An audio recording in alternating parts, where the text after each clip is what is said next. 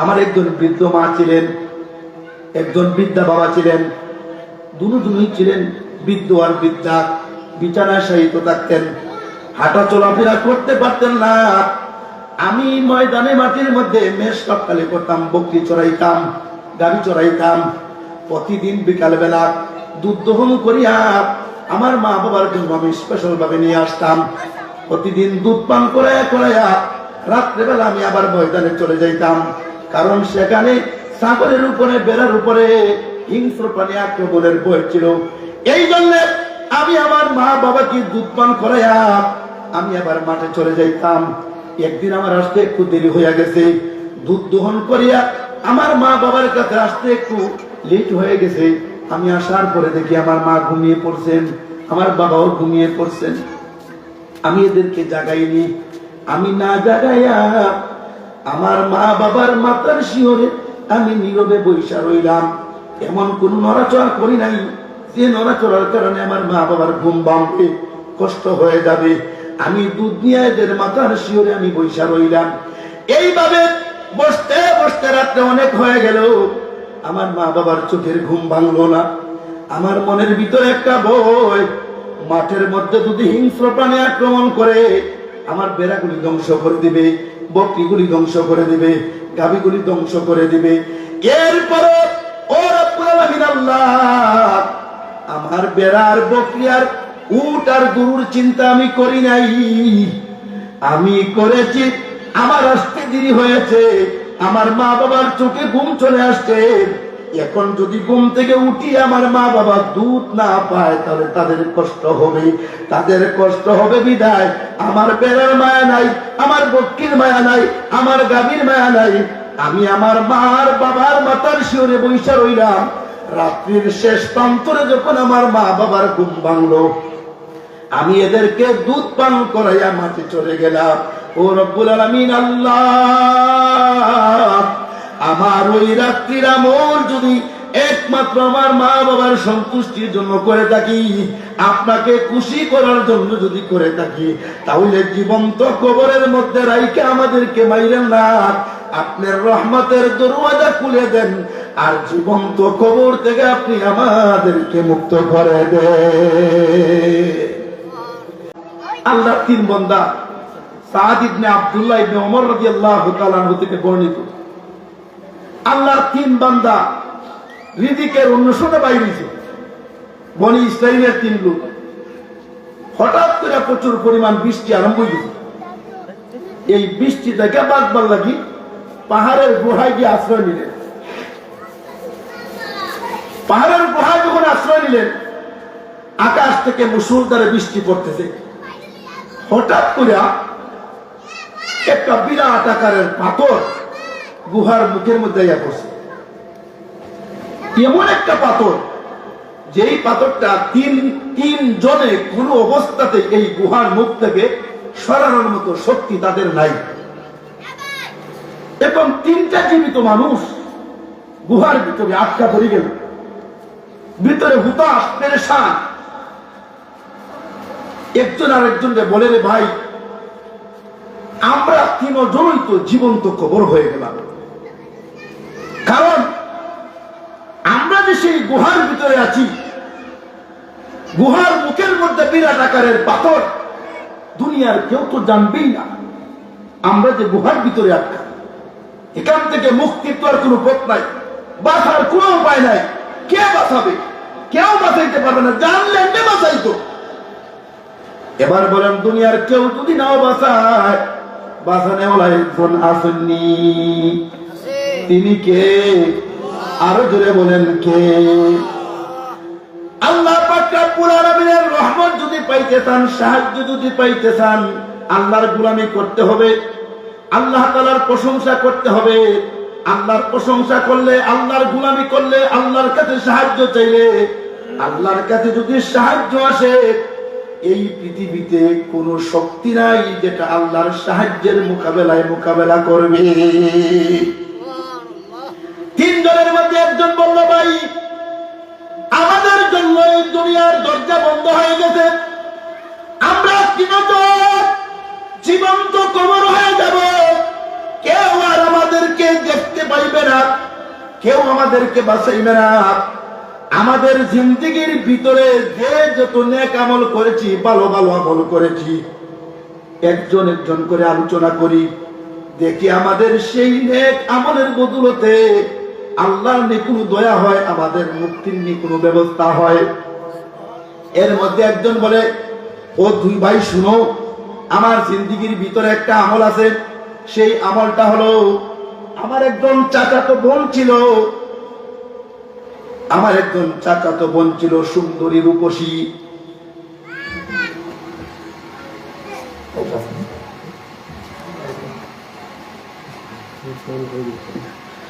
আমার একজন চাচাতো বোন ছিল সুন্দরী রূপসী। আমি তার প্রতি আসক্ত ছিলাম। আমি আমার যৌবনকালে তাকে বিভিন্ন ভাবে প্রস্তাব দিছি। আমার প্রস্তাবে সে রাজি হয় নাই। আমার কুপ্রস্তাব সে প্রত্যাখ্যান করেছে। শেষ পর্যন্ত তার বিয়ে হয়ে গেছে। বিয়ে হয়ে যাওয়ার পরে কিছুদিন পরে সে অভাবের মধ্যে পড়ে গেল।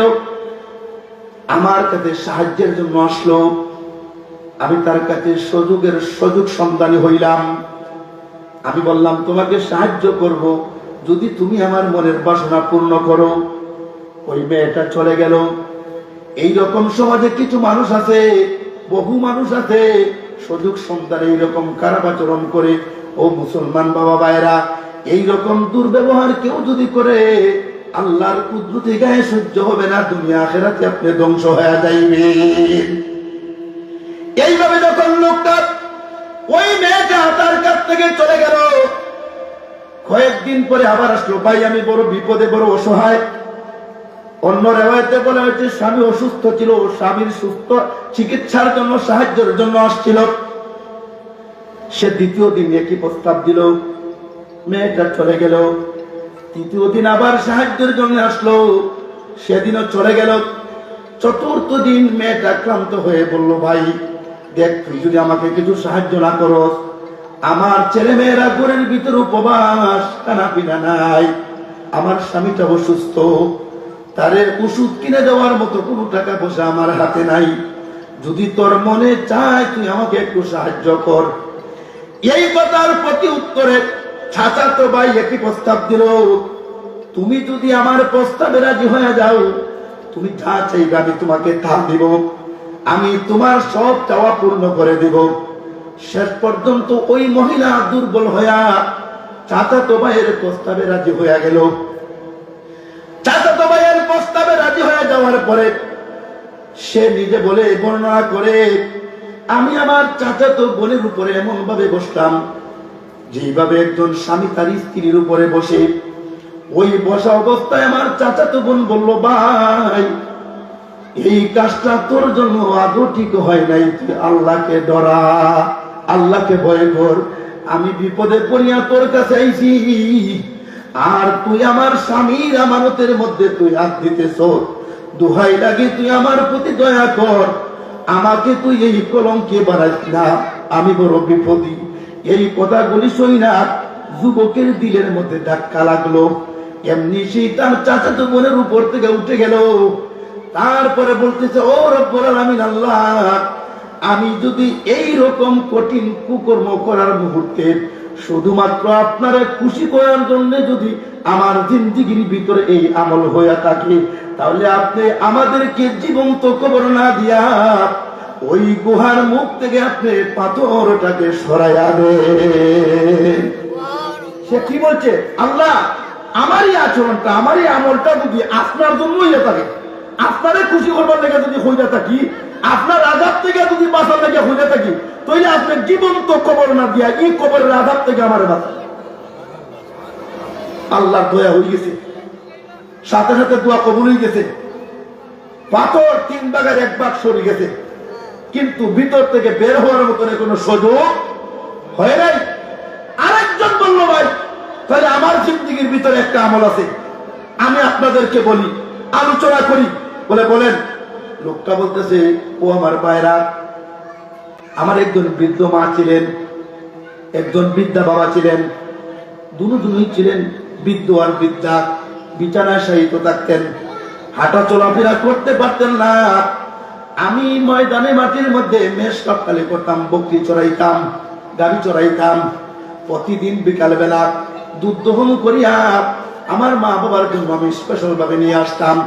প্রতিদিন দুধ পান করাইয়া করাইয়া রাত্রেবেলা আমি আবার ময়দানে চলে যাইতাম, কারণ সেখানে সাগরের উপরে বেড়ার উপরে হিংস্র প্রাণী আক্রমণের ভয় ছিল। এই জন্য আমি আমার মা বাবাকে দুধ পান করাইয়া আমি আবার মাঠে চলে যাইতাম। একদিন আমার আসতে একটু দেরি হইয়া গেছে, দুধ দহন করিয়া আমার মা বাবার কাছে আসতে একটু লেট হয়ে গেছে। আমি আসার পরে দেখি আমার মা ঘুমিয়ে পড়ছেন, আমার বাবাও ঘুমিয়ে পড়ছেন। আমি এদেরকে জাগাইনি, আমি না জাগাইয়া আমার মা বাবার মাথার শিওরে আমি নীরবে বৈশা রইলাম। এমন কোন নড়াচড়া করি নাই যে নড়াচড়ার কারণে আমার মা বাবার ঘুম ভাঙবে, কষ্ট হয়ে যাবে। আমি দুধ নিয়ে এদের মাথার শিওরে আমি বৈশা রইলাম। এইভাবে বসতে বসতে রাত্রে অনেক হয়ে গেল, আমার মা বাবার চোখের ঘুম ভাঙলো না। আমার মনের ভিতরে একটা ভয়, মাঠের মধ্যে যদি হিংস্র প্রাণী আক্রমণ করে আমার বেড়াগুলি ধ্বংস করে দিবে, বকরিগুলি ধ্বংস করে দিবে, গাভীগুলি ধ্বংস করে দিবে। এরপরে ও রব্বুল আলামিন আল্লাহ, আমার বেড়ার, বকরি আর উট আর গরুর চিন্তা আমি করি নাই, আমি করেছি আমার আসতে দেরি হয়েছে, আমার মা বাবার চোখে ঘুম চলে আসছে। এখন যদি ঘুম থেকে উঠি আমার মা বাবা দুধ না পায় তাহলে তাদের কষ্ট হবে, তাদের কষ্ট হবে বিদায় আমার বেড়ার মায়া নাই, আমার বকরির মায়া নাই, আমার গাভীর মায়া নাই। আমি আমার মার বাবার মাথার শিওরে বৈশা রইলাম। রাত্রির শেষ প্রান্তরে যখন আমার মা বাবার ঘুম ভাঙলো, আমি এদেরকে দুধ পান করাইয়া মাঠে চলে গেলাম।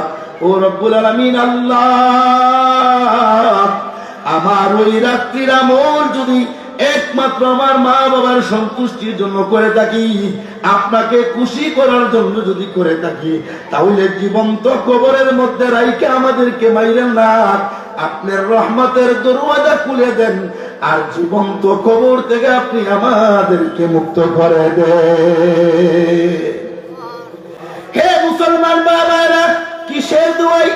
সম্পদের দোয়াই, মালের দোয়াই, ইজ্জতের দোয়াই, বংশদের দোয়াই, সুন্দরের দোয়াই না, না, বংশের দোয়াই না, সুন্দরের দোয়াই না, প্রতিষ্ঠিত জীবনের দোয়াই না, আল্লাহ তাআলার ইবাদতের দোয়াই। রব্বুল আলামিন যদি আপনার সন্তুষ্টির জন্য করে থাকি, আপনি আমাদেরকে মুক্ত করে দেন। এমনি আরেক ভদ্রলোক বলল, ভাই তোমরা তো তোমাদের জীবনের ভিতরের দুইটা ঘটনা বললে, আমাদেরকে একটা ঘটনা বলার তৌফিক সুযোগ দাও। আমি একটা ঘটনা বলবো, ঘটনাও শেষ, আমার ওয়াজও শেষ। 3 নাম্বার ব্যক্তি বলতেছে, আমার বাড়ি কিছু কর্মচারীরা কাম কাজ করতো, কাজের লোক ছিল। 2 রকম ভাবে তার বর্ণনা আসছে। এক বর্ণনা আসছে, এক লোক সকাল টাইম মতো 9টায় হাজিরা দিতে, আবার 5টার সময় কাজ ছেড়ে দিবে। আর এক লোক দুপুর 12টা বা 1টার সময় আসছে, সেও কাজ 5টার সময় কাজ ছেড়ে দিছে। কিন্তু মাদন বেতন দেওয়ার সময়, তার মজুরি দেওয়ার সময় সমান ভাবে দিলেন, সমান। দেখে আরেকজনের সহ্য হইছে না, জনাব আমি আসলাম 9টা, কাজ চালাম 5টা, আমার দিলেন 500। উনি আসলেন 12টায়, কাজ চাললো 5টায়, উনারও দিলেন 500। এটা আপনার মুনাসিব হয় নাই। বলে, তুই আমার কাছে মুনাসিবের ওয়াজ করস কেন? তোর 500 তুই পাইছু নি, এটা আগে বল। যদি তোর 500 তুই পাইয়া থাকো, আমি 500 দিতে পারি, 1000 দিতে পারি, কথাটা ঠিক কিনা? কিন্তু ভদ্রলোকের মনের চাহিদা হইল, তুমি 9টা থেকে 5টা পর্যন্ত যেই কাজ করেছো, এই লোকটা 12টা থেকে নিয়ে 5টা পর্যন্ত তোমার চেয়ে বেশি কাজ করছে, তাহলে তোমার যদি 500 দিই, তারে 500 দিলে তো কোনো অসুবিধা আসেনি? কোনো অসুবিধা? এইরকম কর্মচারী আসেনি? এরকম কর্মচারী আসেনি? রোজও যদি দেওরে বাবা ভাই, এখন আইয়ের বেটা কি হবে, রাখার ওরে একটা বিড়ি জ্বালাই দিলে, শরীরটা বেশি ঠান্ডা হয়ে গেছে। ও বিড়ি টাইম না, অল্প সময় কিছু মারার পরে হয়, ও বাবা ভাইসা আর আজ চলে না রে বাপ, একটা সার ব্যবস্থা করো, খাইও চা, চা রে ও বাবা ভাইসা বস্ত্রাবে ধরে নিতে রেবো, আমি আইলাম, দেখেন খালি একটার ভরে একটা রোদ বাড়িতেছে। আর যদি সুখো দেন, বুক বাঙ্গে মারে, মারতে মারতে বিড়ি খাওয়ার টাইম নেই, চা খাওয়ারও টাইম নেই, গোল ফোরার টাইম নেই, ফসলাবেরও টাইম নেই। আসেনি? এরকম আসেনি? এখন হে বেটা গুসা গুজার মজুরি নিতে না, কোন আমি টেকো নিতাম না, আপনার টেকো নিতাম না। যদি নেয় না এদিকে এই লোকটা দোষী, আল্লাহ তাআলার কাছে কি এই লোক দায়ী? চেষ্টা করতে তাকে দেওয়ার জন্য হ্যাঁ গুসা করে ফেলাই দিচ্ছে। কয়েক বছর পরে বিপদ করে আইছে, আইয়া কয় মহাজন সাহেব আপনার কাছে তো আমার একদিনের পয়সা রয়েছে, আমি খুব কষ্টের মধ্যে আছি, দেন আমার পয়সাটা দিয়ে দেন। মহাজন সাহেব বললেন ওই যে আমাদের বাড়ির পাশে একটা মাঠ, যাইয়া দেখেন এখানে কিছু বকরি আছে, কিছু গাভী আছে, কিছু উট আছে, এগুলা সব আপনার। বেটা মহাজন সাহেব আপনি যা মারবেন তা সুন্দরই রাখবো, কারণ আপনার ভিতরে তো শান্তির অভাব নাই, সুখের অভাব নাই, আর আমি দুঃখ কষ্টে পড়ে আমার জীবন, আমার সাথে আপনি টাট্টা মস্কারে না করে আমার টাকাটা আমার দেন। আল্লাহ নবী বললেন যাও। আমি তো বললাম এই উটগুলিও তোমার, এই গাভীগুলিও তোমার, এই ছাগলগুলিও তোমার। কয়টা কেমনে? বলে তুমি তো একদিনের পয়সা আমার কাছ থেকে নিচ্ছ না, এই পয়সা দিয়া জমিনও দান ফলাইছি, এরপরে দান হয়েছে, এটা বেশি যখন টাকা হয়েছে আরো বেশি ফলাইছি, এই টাকা দিয়ে আমি বকরি কিনছি, বকরি একটা ধরে আর একটা বাড়ছে, এই টাকা দিয়ে আমি গাড়ি কিনছি, এই টাকা দিয়ে আমি বেড়া কিনছি। অর্থাৎ তোমার একদিনের পয়সা দিয়ে এই সবগুলি খরিদ করা হয়েছে, এখানে একটাও আমার নাই, সবগুলি তোমার। আল্লাহর বান্দা বলে ও রব্বুল আলামিন আল্লাহ, আমি যদি ওই আমলটা একমাত্র আপনার আযাবের ভয়ে করে থাকি, আপনাকে খুশি করার জন্য করে থাকি, তাহলে আমাদেরকে জীবন্ত কবর দিয়েন না, পাথরটা সরাই দেন, আমরা গুহা থেকে বের হয়ে যাই। এমনি এমনি গুহার মুখ থেকে পাথর সরে গেল, আল্লাহর তিন বান্দা, আল্লাহর তিন ওলি গুহার ভিতর থেকে বের হয়ে গেল। যাই হোক মুসলমান বাবারা, নেক আমলের দ্বারা মানুষের জীবন পরিবর্তন হয়, মানুষ দুনিয়াতে সুখী হয়, পরকালে মানুষ জান্নাতের মালিক হবে। আল্লাহ পাক রব্বুল আলামিন আপনাদেরকে আমাকে বেশি বেশি করে নেক আমল করার তৌফিক দান করতা, আল্লাহর বিধিবিধান নবীর তরিকায় পালন করার তৌফিক দান করতা। সকলে বলে আমিন।